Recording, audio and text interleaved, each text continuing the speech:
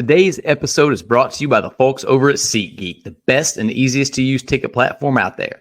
They take the confusion out of buying tickets using a 0 to 10 scoring system and a green is good, red is bad color rating system so you and your loved ones get the best deal possible.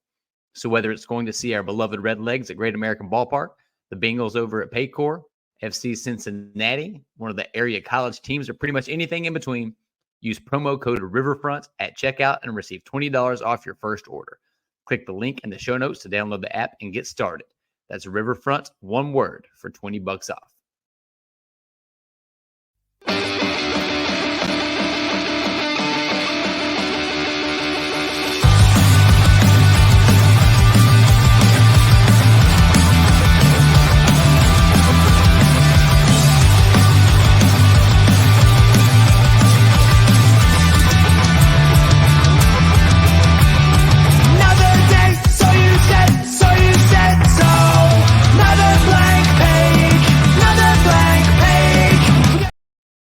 What is up, everybody? This is the Bengals Show presented by the Riverfront. I am your happy, smiling host, Joe Farsing. Alongside me, as usual, is my good friend, hopefully yours, Greg Neiman. Greg, what's happening, man?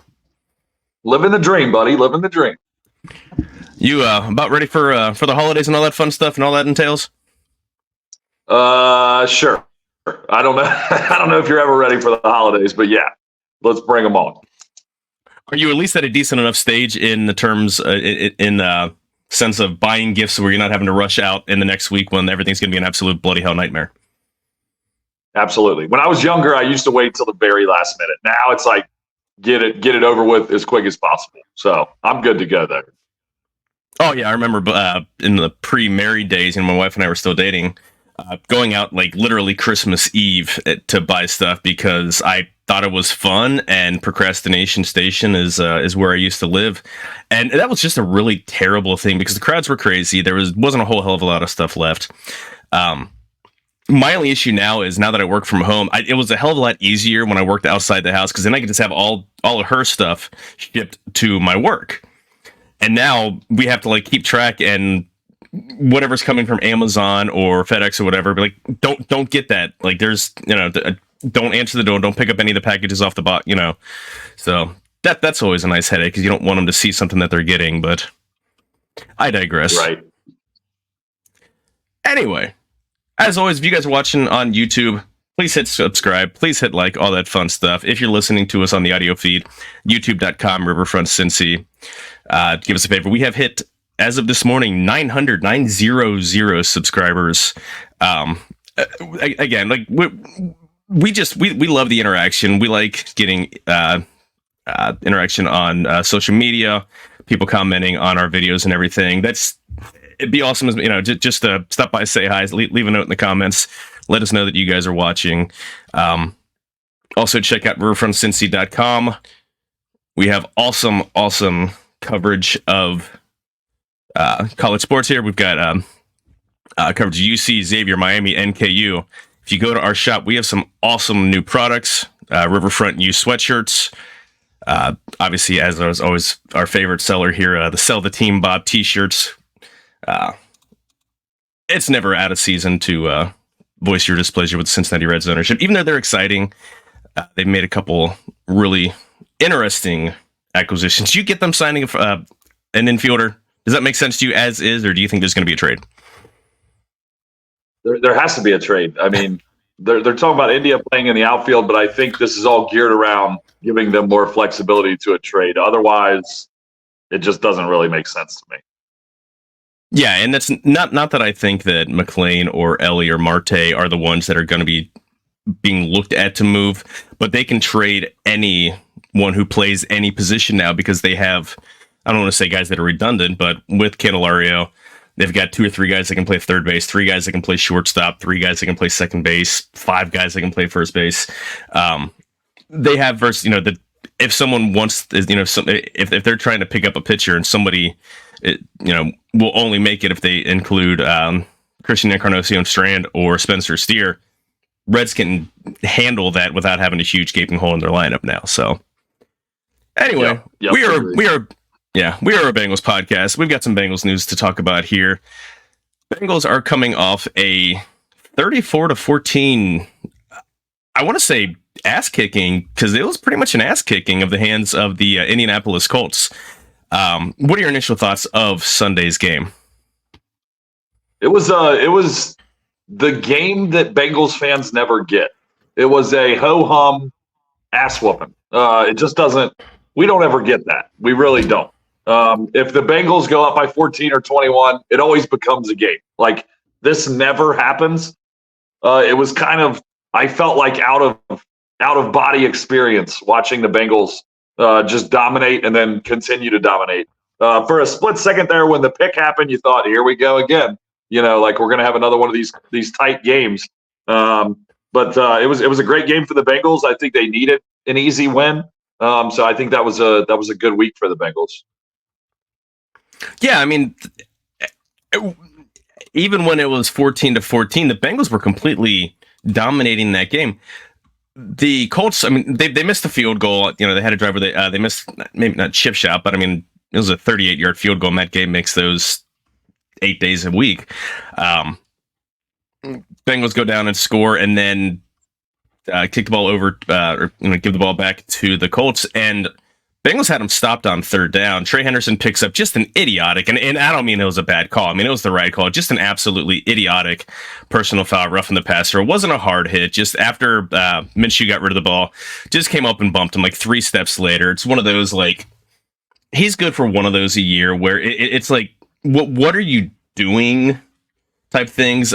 They took the momentum, went down and drove. And again, Bengals get the ball back. Very first play is interception by Browning. But outside of that, I mean, the Colts' second half possessions, 5 plays, 13 yards punt, 3 plays, 4 yards punt, 5 plays, 50 yards interception, 7 plays, 12 yards turnover on downs, and then last 3 plays, 3 yards, or 13 yards, end of the game. And Bengals defense has been looking for a performance like that for a while.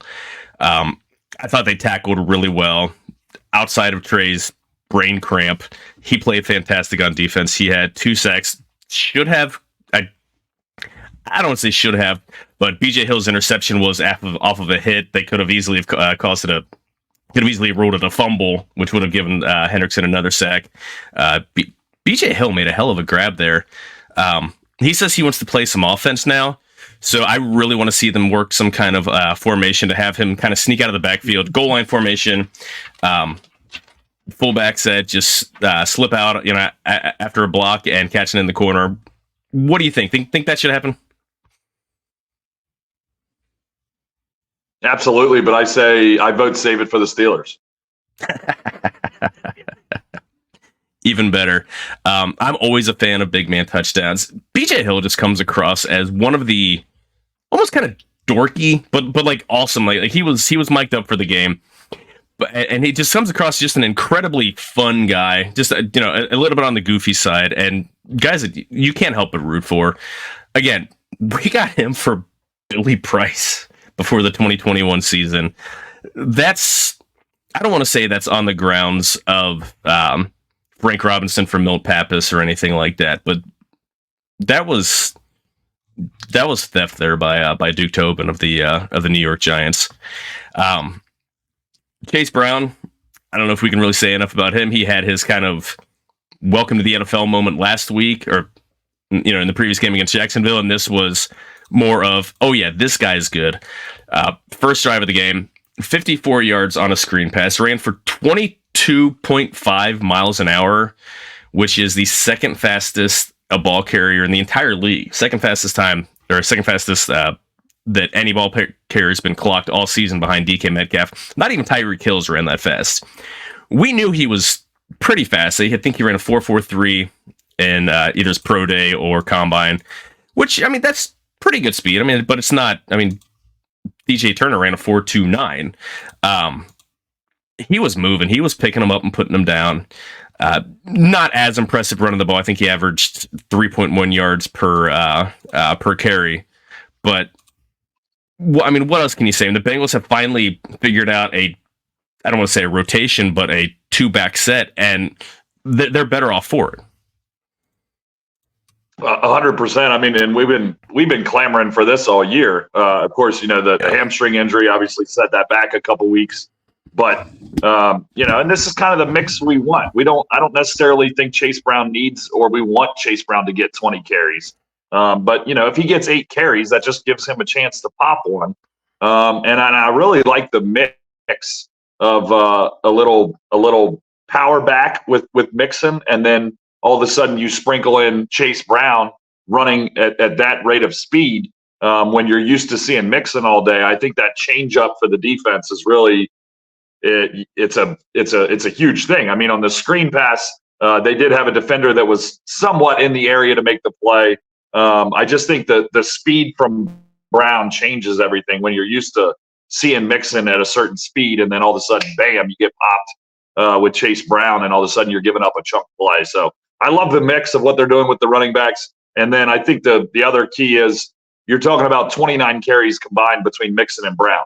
Again, force the run game, and we've seen good things are happening with Jake Browning. He only threw the ball 24 times, and the run game between the two running backs had 29 carries. So I think if the Bengals continue to force the run and put Browning in good spots, we've seen that you can definitely be successful.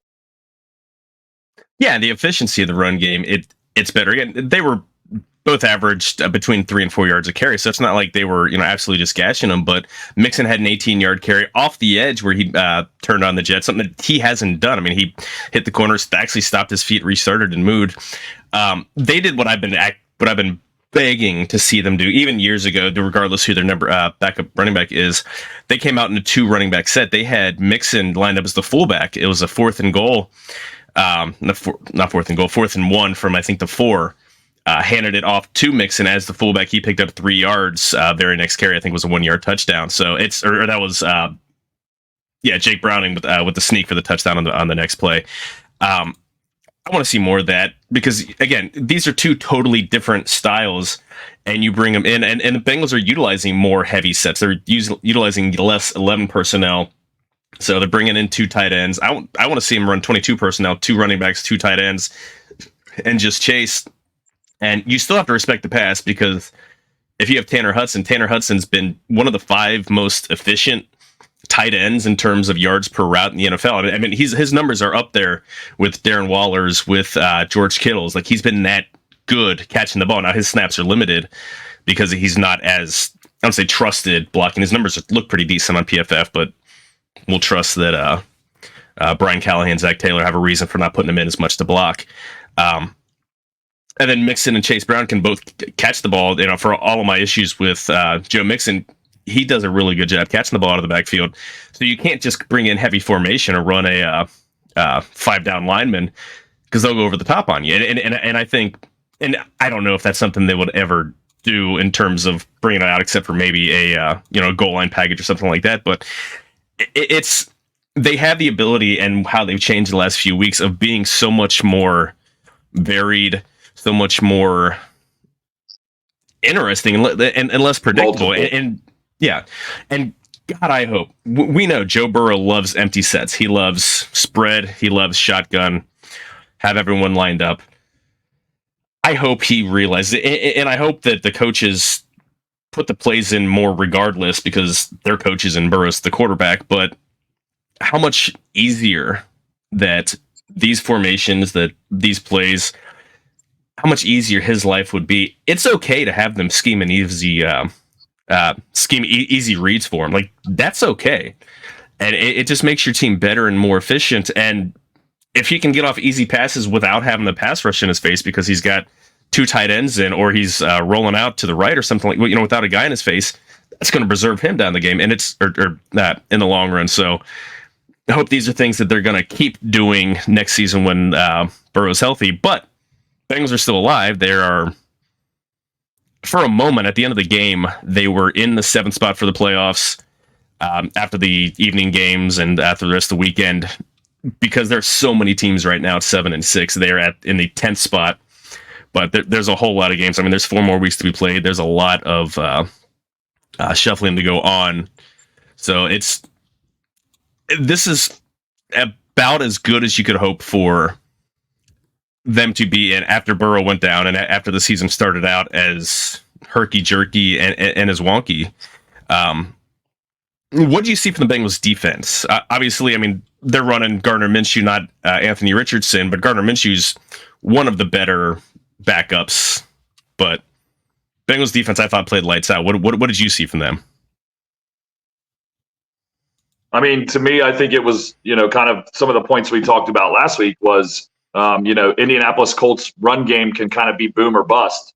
And the Bengals made sure that it was a bust. And once that happened, I think it was pretty much smooth sailing for Cincinnati. Now, of course, that's paired with the offense scoring some points and putting us ahead, and that made it a little bit easier. But when this Bengals team stops the run and kind of forces teams to be one-dimensional, this Bengals defense becomes dangerous. It really does. So you start to release Trey Hendrickson and let Trey be Trey, and all of a sudden good things are going to happen for the Bengals. Yeah, and again, I mean, Trey's playing about as well as he has in his whole career, and he came on strong his last year in New Orleans, and he's been fantastic. But it seems like not as he's old, but getting older, and I think being more savvy, and guys learn new tools, they learn new techniques.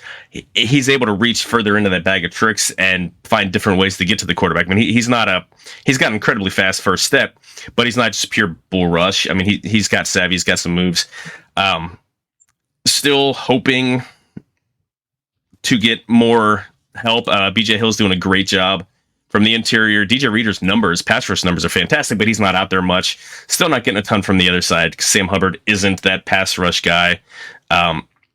Miles Murphy looks good, but he's still getting limited sacks. Osai is just a ghost, but do need more help from the depth as the season goes by. Because again, Hendrickson tends to tail off as the season because he plays so many more snaps than he should be playing due to lack of depth. This is a game you kind of hope the Bengals can get a lead, like looking forward, and I won't go too far into it.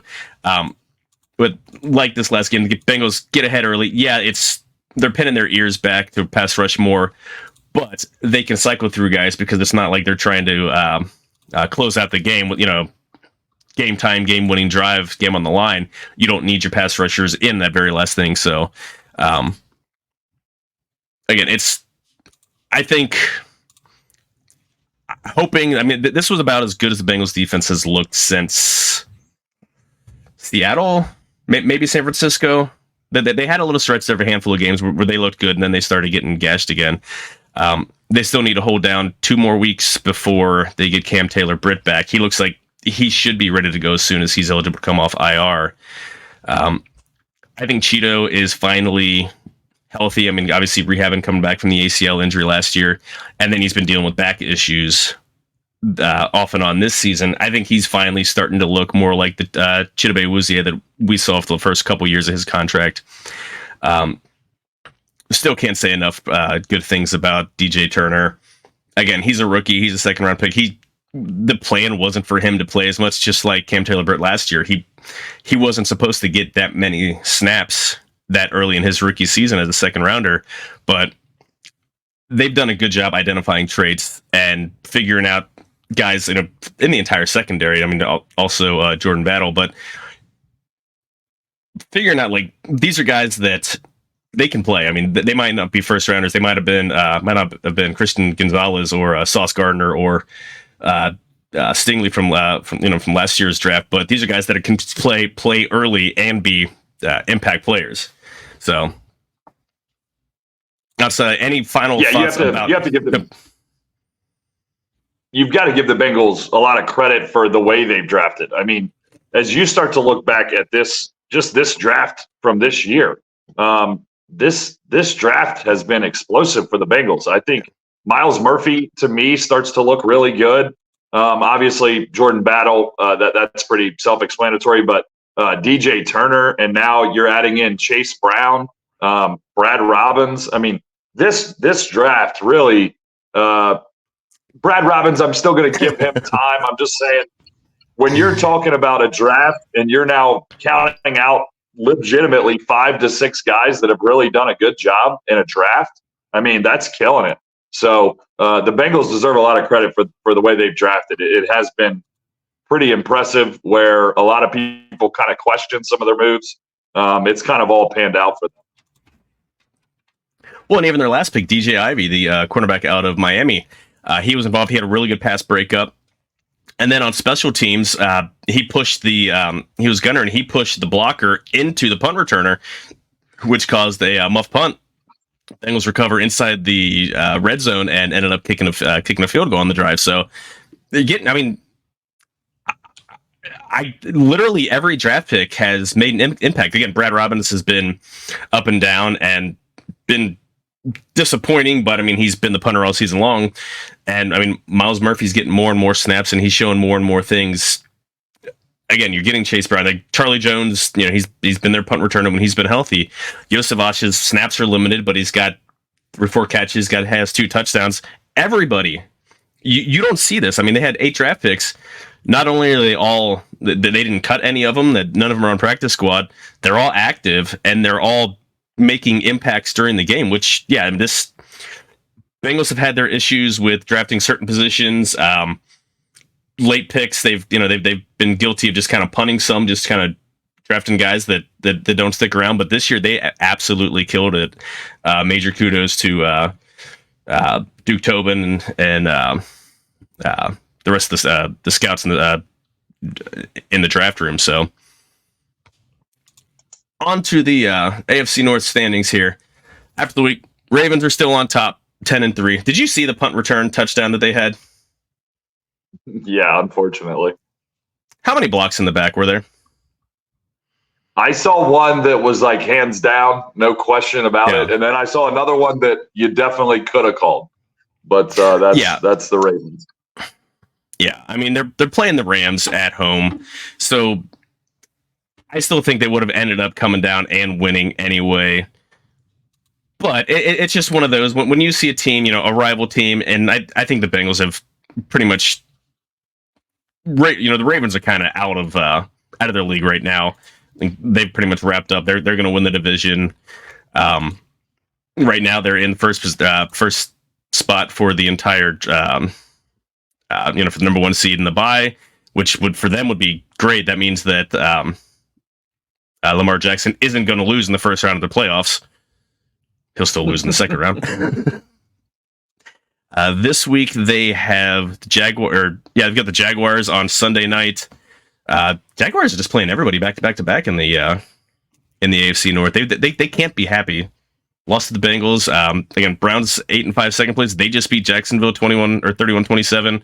A back and forth game. Trevor Lawrence played through his injury, ended up with 3 interceptions. Joe Flacco threw for over 300 yards. Joe Flacco has as many touchdowns. He looks good. He looks better than he did 10 years ago, which maybe just sitting on your ass for a couple years makes you more rejuvenated. I'm surprised that he was able to walk in and be as sharp. I mean, I don't, for the duration of the season, I don't see him sustaining it. I mean, he was a streaky player, and I mean, let's be honest, he wasn't very good, especially when he was last couple of years as a backup. He was pretty bad. He's going to revert that. Going to turn back into a pumpkin, but man, he's got as many touchdowns as Kenny Pickett in 2 starts over the course of the year. That's pretty damning right there. It's a beautiful stat because it makes Steelers fans feel like crap, and at the same time, it kind of makes Browns fans feel like crap too, because you're paying a guy $230 million guaranteed, and the best quarterback on your roster is on the practice squad still. So I really kind of love the Joe Flacco thing because it makes the Browns feel stupid, and the Steelers are pissed. I mean, it's a beautiful equation. And he's a former Raven, so that plus he the trifecta.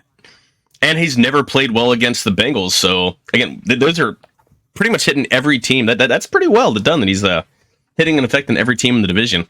Steelers lost to the Pats 21-18 on Thursday Night Football. I'm pissed because the over/under was 30 and a half. They hit the over before halftime. And that's the thing. I was like, oh man, hammer the hell out of the under. Those offenses are awful. It was 21-10 at halftime, and I texted Greg. I'm like, you've got to be kidding me. They hit the over before halftime. And then there was only one more touchdown the rest of the game.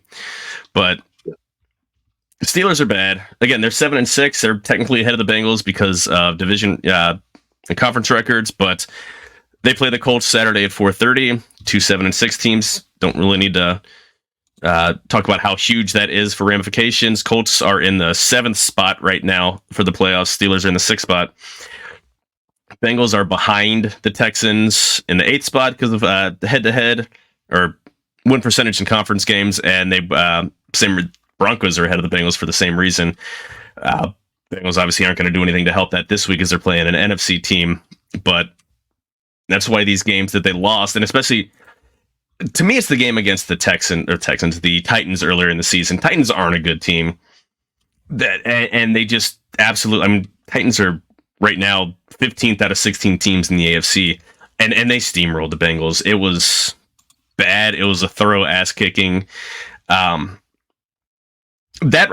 Obviously you win that, and Bengals win that, they're 8-5, and then they're ahead of all these teams anyway. But if you could just trade that for one of the wins against one of the NFC teams, they'd be ahead of so many of these teams because their divisional record or their conference record would be better than what it is right now. So they put themselves in a tough spot because of all of their losses to AFC teams, and they're going to have to be a win better. Like they're not going to win tiebreakers if they finish at 10-7. If they finish at 9-8, they're not making the playoffs. They've got to make it to ideally 11-7.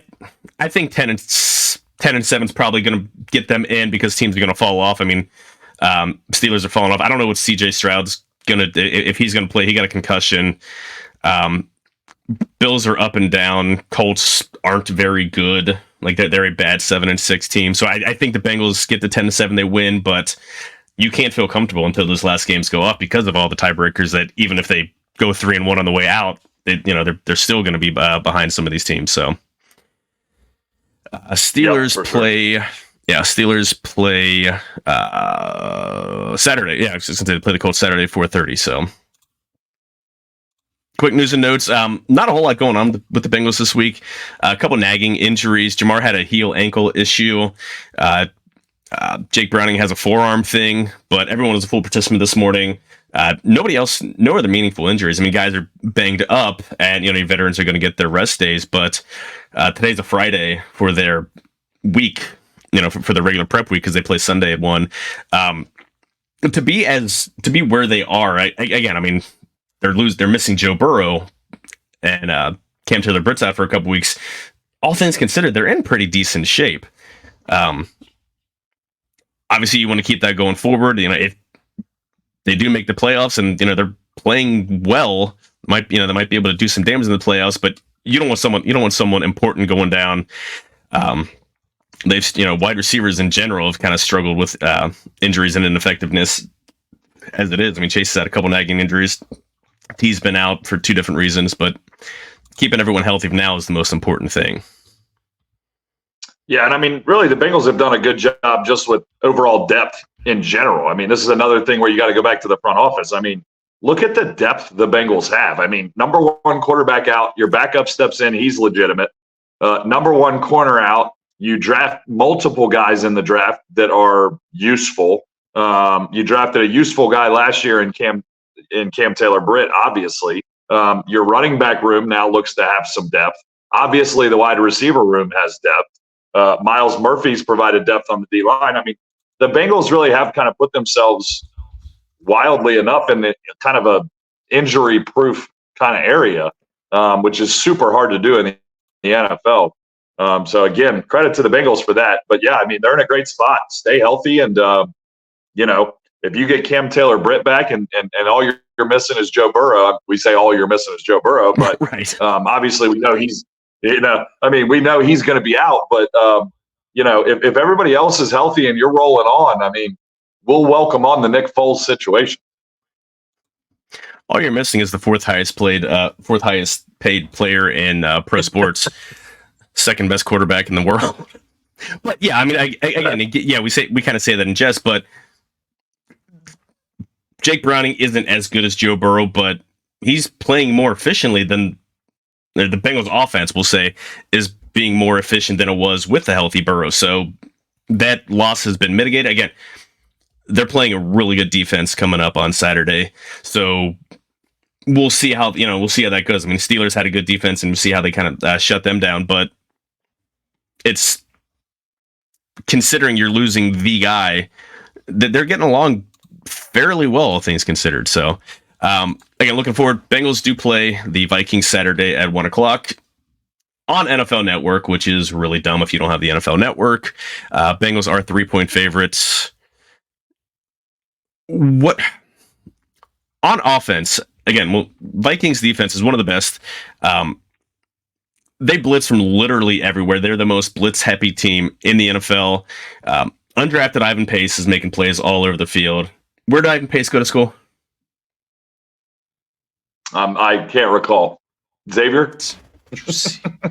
that was Danny Abramowitz, and he last played in the 1970s. Yeah, Ivan Pace from UC. He went undrafted. I get he's small, 5'10", 230, 240 pounds. But all you have to do is look at his tape. And he was the number one, PFF had him graded as the number one collegiate defender last year. Probably the best pass rushing linebacker. Again, small guy, so it's not like he's beating people off the edge, with he's not built like Myles Garrett or Will Anderson, but just a knack getting to the quarterback, sideline to sideline speed. And I don't want to compare him to Ray Lewis. Because Ray Lewis was probably the best linebacker in NFL history, but similar style of play in terms of just a playmaker. Exactly. Traits. Just you look up and he's making a play in coverage, or he's making a pass breakup, or he's chasing down someone on a screenplay, or he's making a play, in on the quarterback. And those guys are rare to find. And he went undrafted. Absolutely insane. I'd rather have him than Brad Robbins. But still. So this is an NFL. This is an NFL problem. I mean, and I say problem. I'm not necessarily saying a problem, but you see this periodically where, NFL teams. It's almost like if you don't reach a certain height or weight for a position, then we don't want you. It's just not going to work. And then you just see guys that have talent that make it happen. And that's kind of how I feel about this situation, because he is a good football player, and you just see it in the NFL. If you don't reach that prototypical size, everybody wants a 6'5" pass rusher. Well, there's only so many of those in the world. So more power to him. I wish him the best. Yeah, and the last undrafted linebacker that I can recall making this big of an impact early was Vontaze Burfict, but he went undrafted for totally different reasons. If you're talking just looking at tape, looking at traits, Burfict would have been a round 1, round 2, round 2 pick.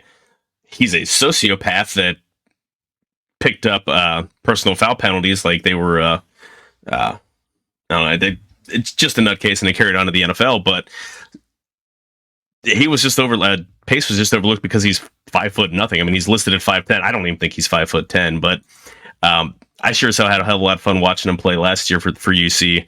I haven't gotten a chance to watch him as much to play, with him being in the Vikings, but we'll definitely get a nice up close look of him on Sunday. Offensive line protection, especially the interior of the offensive line, they're playing their best stretch of football right now. I don't think Volson has played as well as in his 2 years as he has right now. Again, I'm low man on him, but he playing well. He was clocked on Chase Brown's touchdown catch.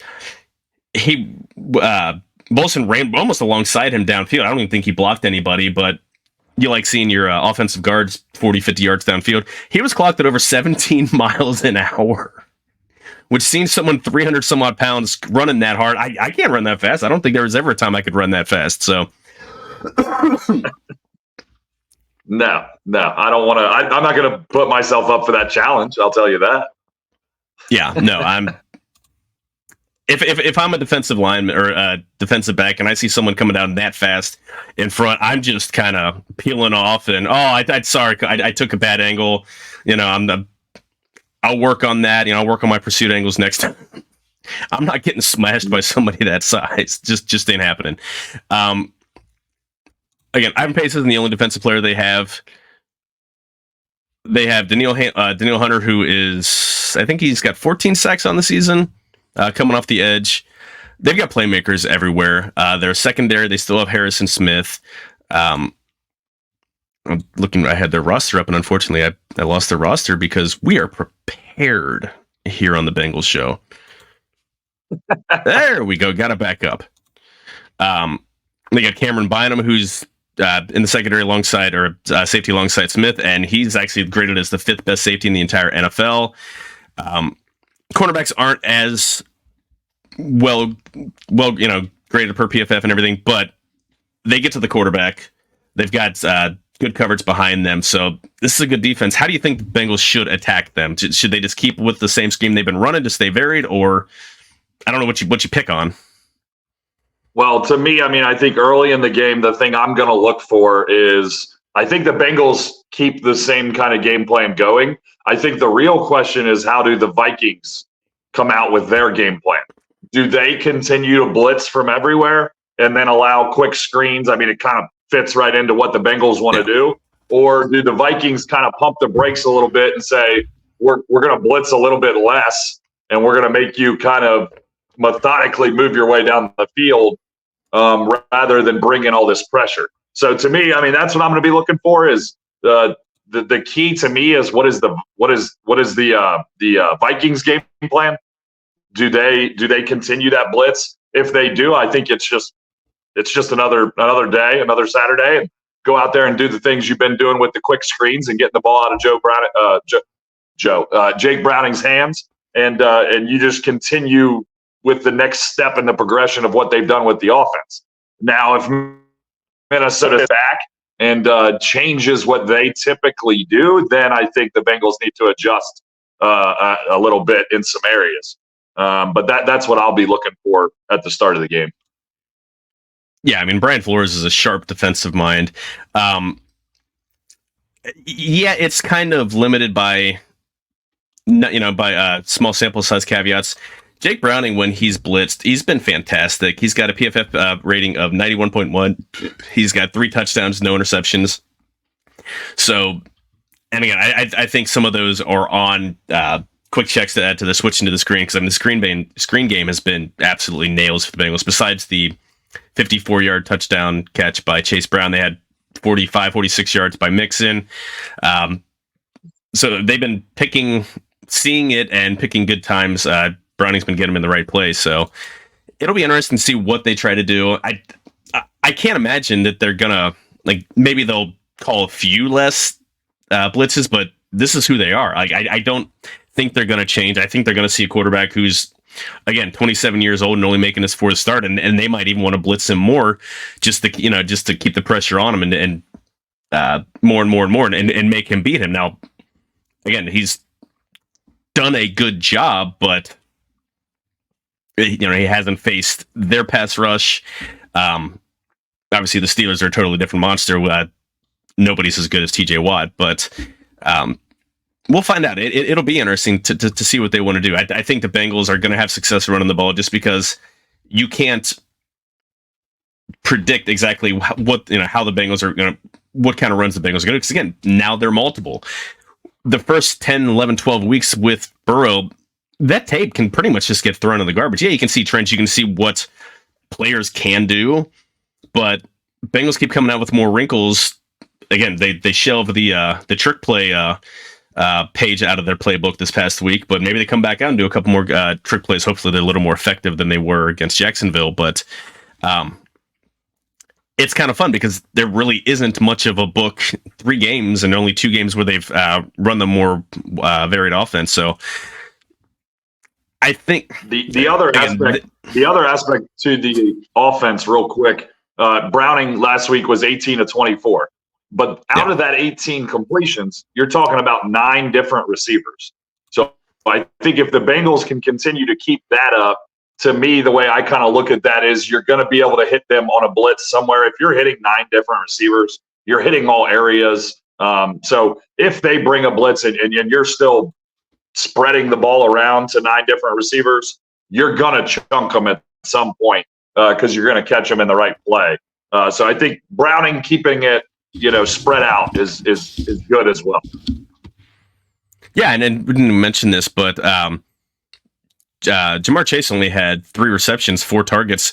They really did spread it around. Higgins, Mixon, Chase had 4 targets each. Chase Brown, Tyler Boyd, Tanner Hudson had 3 targets each. Sampled 2 targets, and then Wilcox and Williams. So it's not their usual plan of force feeding Jamar Chase the ball, which is kind of what we thought that they were going to do. Just he's your playmaker, feed him, feed him, feed him. They didn't have to do that because a lot of it because they were getting so much on the screens and the run game was working effectively. And the Bengals, both running backs had over 100 yards combined on the day. Mixon had 79 rushing and 46 in the air. Chase Brown 80 yards receiving and 25. So if they don't have to, again, I'd like to, I'd like to see Jamar get the ball, 7, 8, 9, 10 times a game. But if you don't have to do that, and then you can pick and choose and find him when the coverage is there, that's going to help keep your turnovers down, because if you're just feeding Chase 10 times a game, they're going to bracket him, they're going to double him, there's going to be coverage anywhere, and you're going to throw a pick or you're going to put the ball in harm's way. So if you can pick and choose when you do that, it's definitely going to help them better. When the Bengals are on defense, again, this is a Minnesota team that just replaced their backup quarterback with Nick Mullins.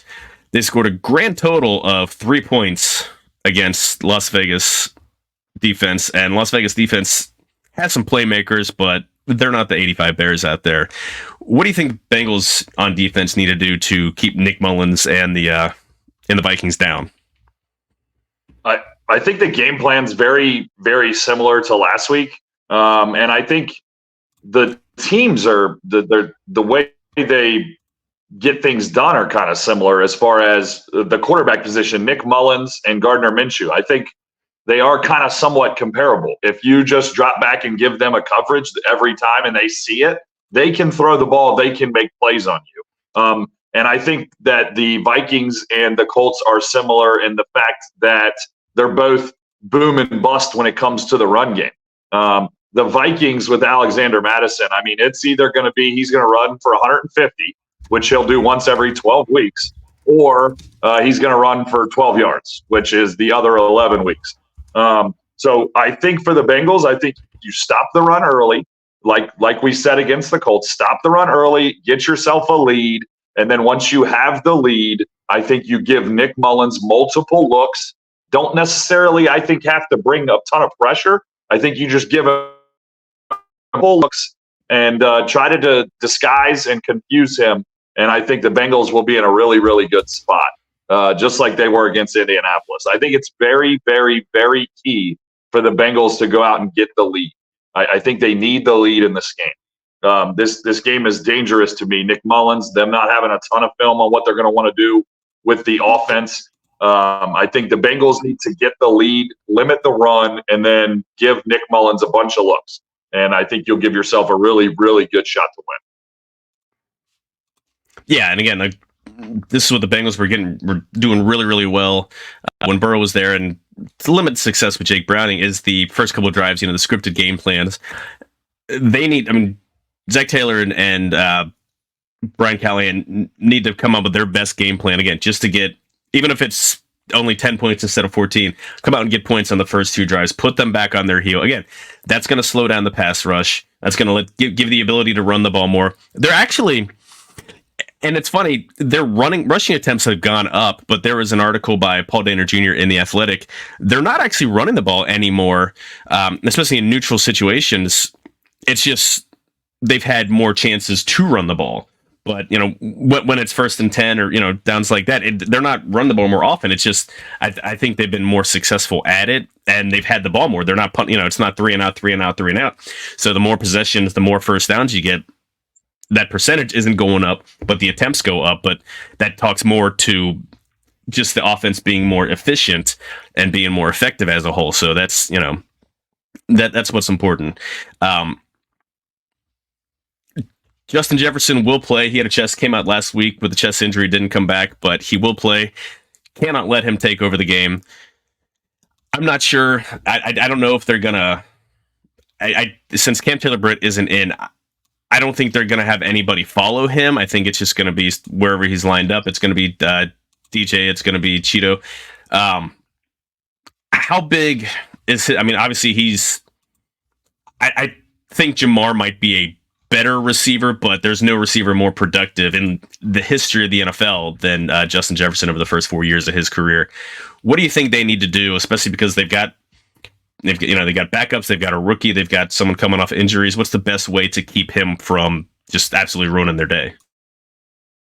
Well, I think, we spoke about the game plan, stop the run first, get the lead, get them into throwing situations. And then that's where I really think the multiple looks, because Mullins is going to force the ball to Justin Jefferson. I mean, it's going to happen. So if you can get them into scenarios where, you feel good that they're about to throw the football, well, now I can do a multitude of things. I can double Justin Jefferson. I can drop underneath of Justin Jefferson. There's just so many things you can do. You can bring the safety down and rob it. There's just a million things you can do to where Nick Mullins throws it right in your lap. But the key to that is you really have to force them into throwing situations. And if you do that, then I'll live with everybody else. Just don't let Jay Jetta get going. Let's let their other pieces, if they want to beat us with their Tanner Hudsons, please, let's see it. Let's make them do that. And that's no swipe at Hudson. I mean, I think he's awesome, but let's make them play left-handed, as I say. I mean, don't let them use what they want to use. Make them play left-handed. Make them go away from Jefferson. Or if they're going to force it to Jefferson, you're in a defense that penalizes them for that. I think if you get the lead, that allows you to do so many different things with the secondary. Your back seven, you can get so much done, especially with Nick Mullins, who hasn't been on an NFL field probably about as often. Jake Browning's been on an NFL field more recently. So let's give this guy different looks. Let's try to confuse him and force him into a couple of mistakes when he has to throw the football. Yeah, I mean, he's got, it looks like he had a start last year, handful of snaps in 2021. It's been 2020 since he's had consistent snaps when he was with San Francisco. So, yeah, I mean, it's been a few years. He had a whole 13 snaps on Sunday. So just trying to look at how they've been spreading the ball around. Obviously, they've been without Jefferson for a pretty lengthy amount of time. TJ Hawkinson, their tight end, has gotten 113 targets. That's not great considering how well the Bengals have not covered tight ends this year. And the more I think about it, the more, and yeah, I've talked about how the linebackers haven't been great in coverage. They've been kind of a disappointment. But I still, thinking about it, I think that's more of just an issue with the safeties being out because they're covered, they're carrying their coverage to a different depth, or they've got different guys that are picking up coverage with them. And I think it's going to get better, as the season goes on. There's only 4 more games plus the playoffs, and going forward into next year. But again, they've got rookie and a second-year player behind them. I'm almost more worried about Hawkinson taking over the game than Jefferson. Obviously, Jefferson's going to get fed the ball, but I can see Hawkinson just feeding down the seam, just feeding down the seam and just feasting and getting 7 catches for 120 yards and 2 touchdowns, just finding the soft spots in the zone. Jordan Addison's having a pretty decent season for a rookie, but outside of those 3, I don't know if they've got anyone else who's really to worry about. They're not as talented and deep as the Bengals are. Do you think the Bengals are, obviously it depends on how early the Bengals score and if they're able to keep the pressure on. Do you see them holding Madison to one of the 18-yard games, out of the 20, and instead of the 150-yard game that he'll pop out every now and again? Yeah, I mean, I think that's how it has to be done if they want to win. If Alexander Madison rushes for 70 yards or more, I think the Bengals could be in some real trouble because I think it all just fits together with what you just spoke on with Hawkinson. If Alexander Madison's able to run the ball for 70 yards on 15 carries, linebackers now worried about the run. So that, that's just that little half step.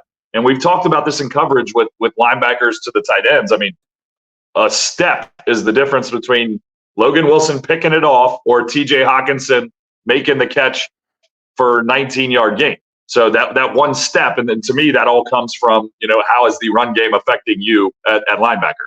Where if they're picking up 5-6 yards a pop, sure, Hawkinson's going to get behind us. Now, if they've ran the ball 8 times for 6 yards, I feel pretty good about Logan Wilson in coverage.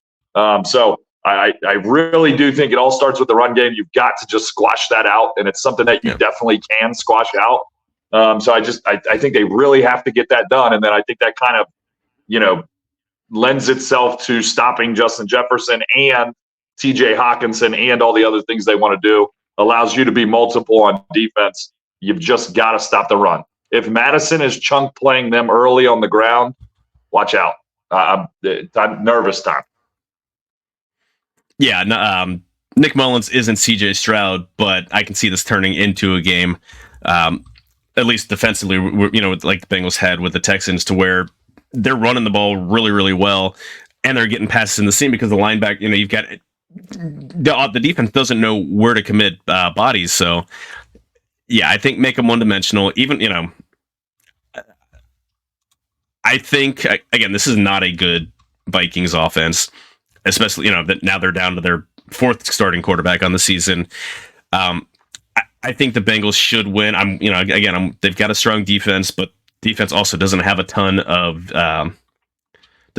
film of what the Bengals have been doing. So prediction time, I think I've got the Bengals going 27-17.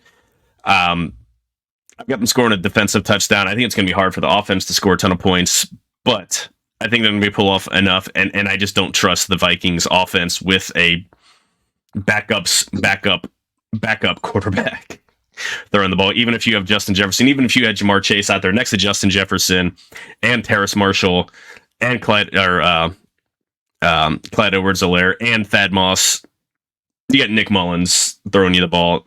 I don't think they're going to be able to do much. How do you see this game playing out?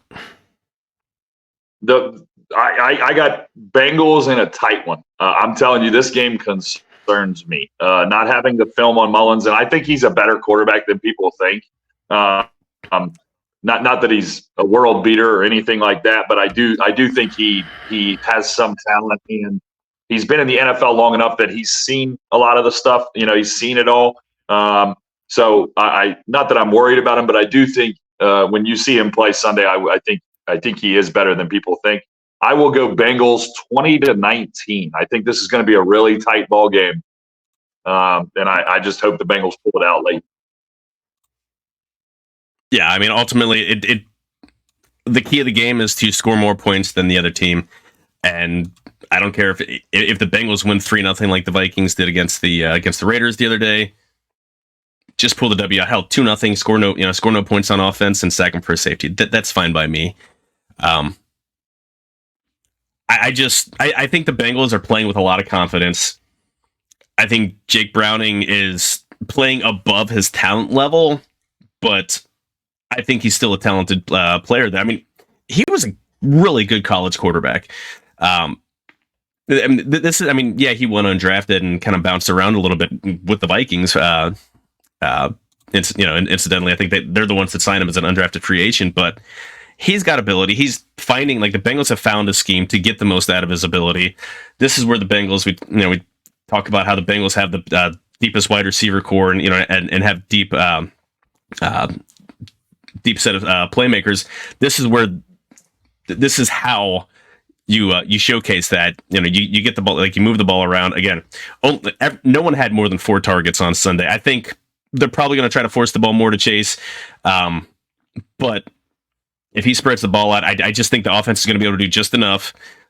Their offense isn't going to be able to do a ton because Nick Mullins might be better than what people think, but he also hasn't got a whole hell of a lot of snaps since 2020. 2020, in case you can't remember, that was a hell of a long time ago.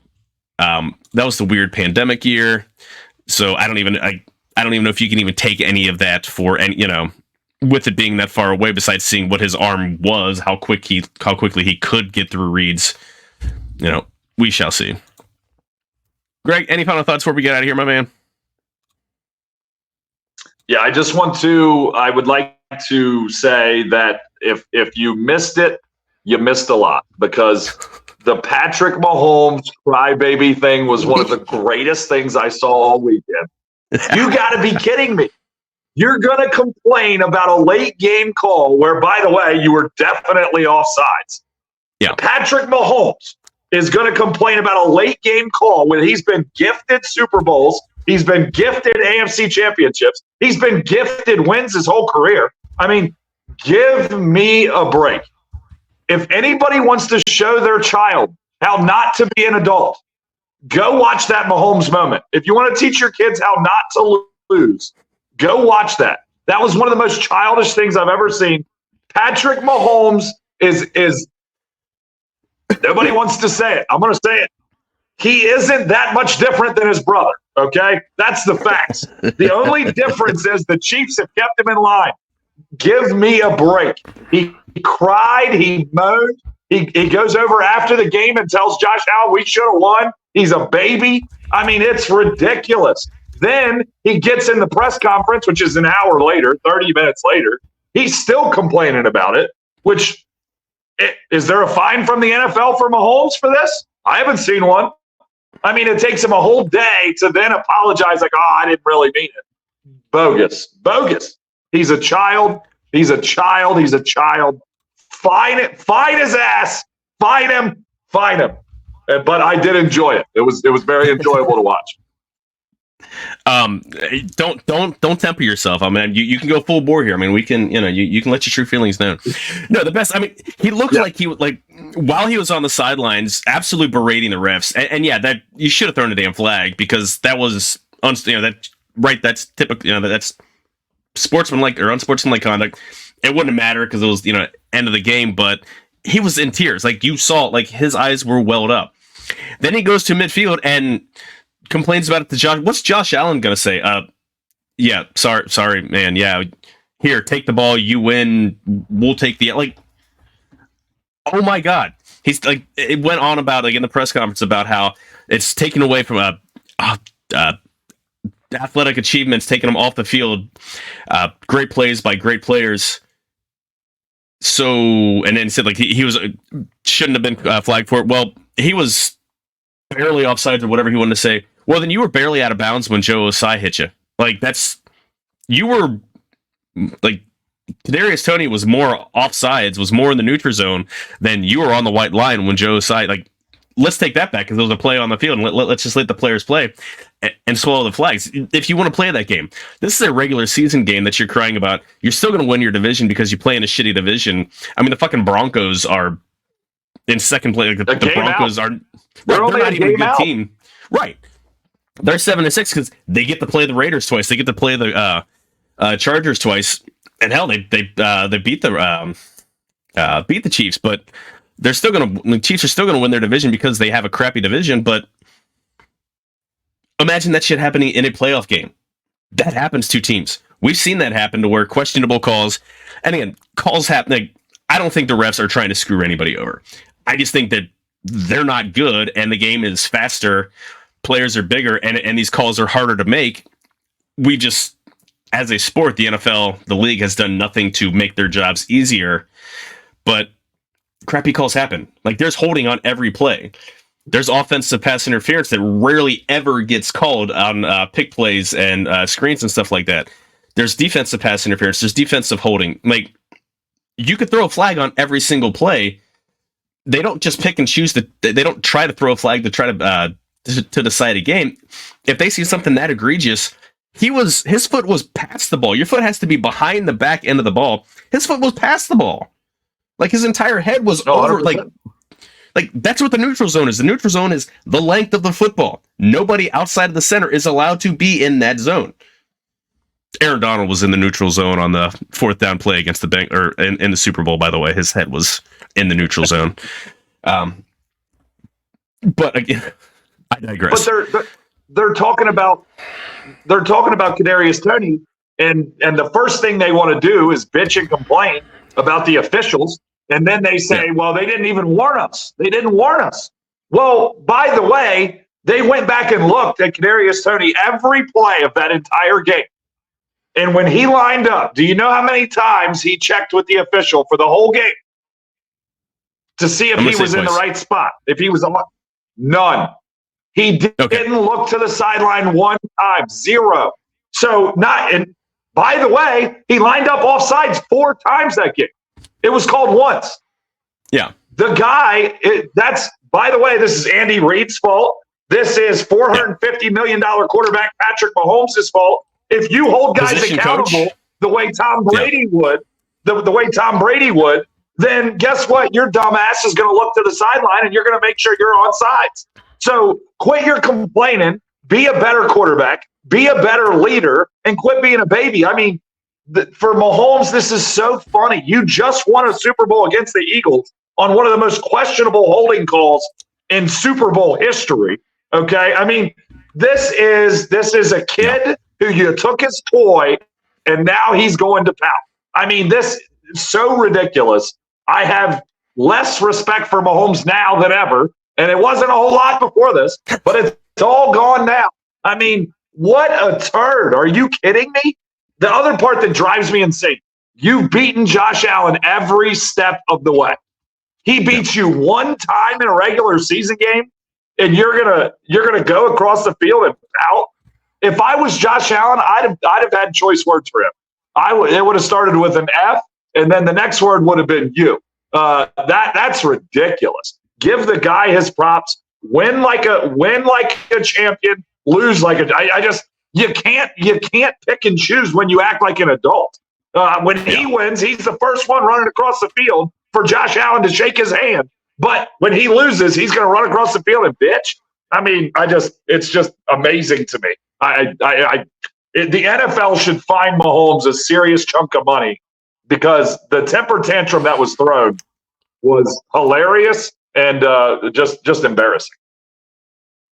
Yeah, I mean, he's a spoiled. He's a spoiled child. I mean, he's the son of a professional athlete. So, I mean, this isn't someone who came from nothing. This is someone who pretty much had everything handed to him and is used to things going his way and just acting like a fucking baby because the call didn't go his like. It wasn't even a call not going his way. It was called right. It's not applied as often as it should be. And yeah, that was an awesome play. I mean, Kelsey catches the ball 25 yards downfield as he's about to get tackled, throws a perfect spiral. I mean, you can tell the guy, he was a high school quarterback, recruited to UC as a quarterback.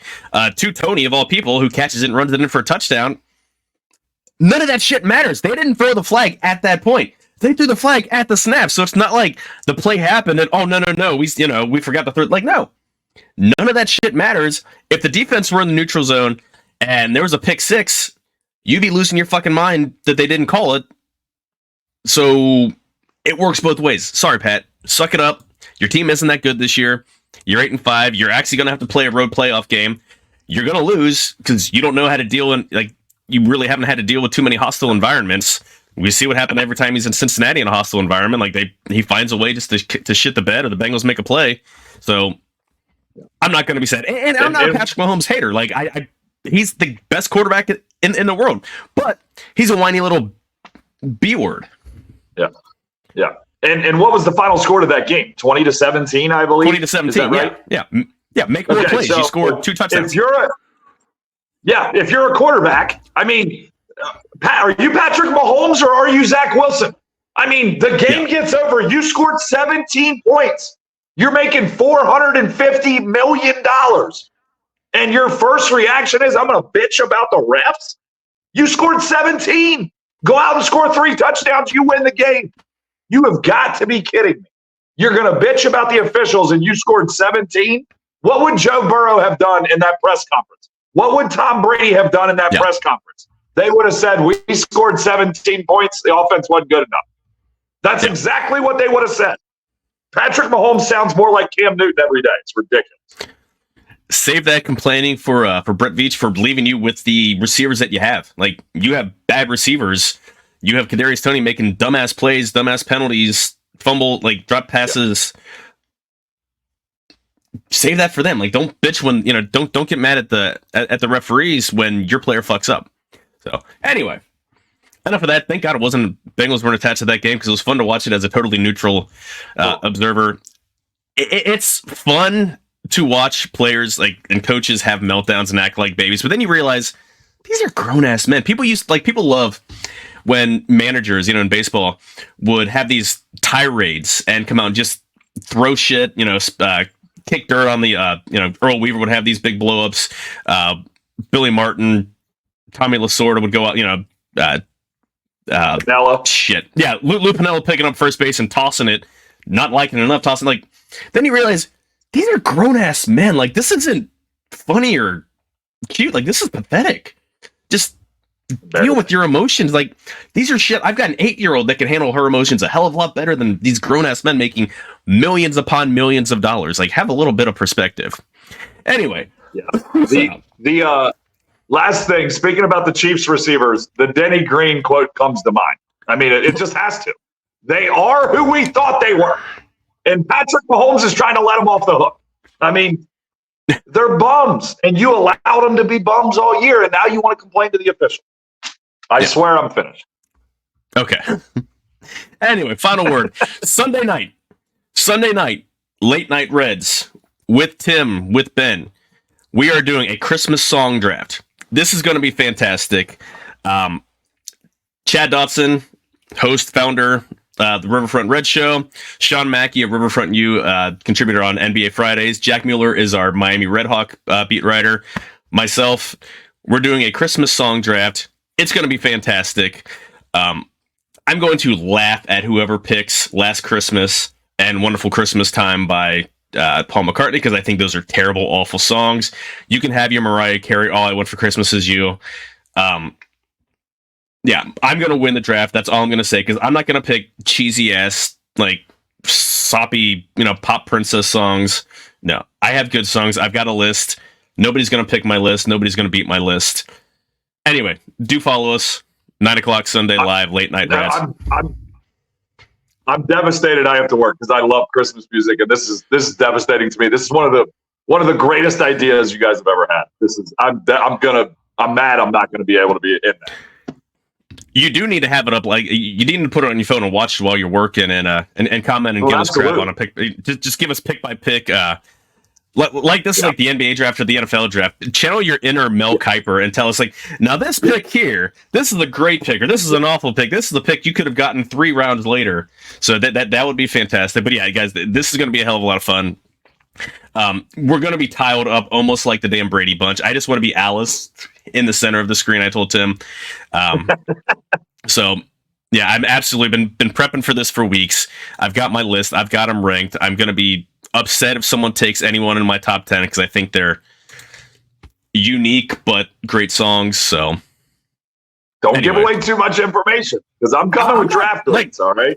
Yeah, but that's fine. I'm not. I told you 3 songs.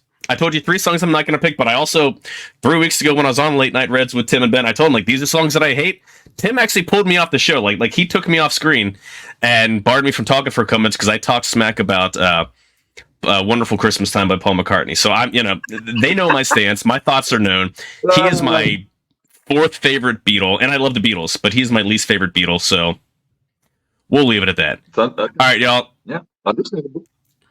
Who Dey, again, Bengals play Saturday, 1 o'clock, NFL Network. Just win the damn game. Y'all be good. We will see everybody next week.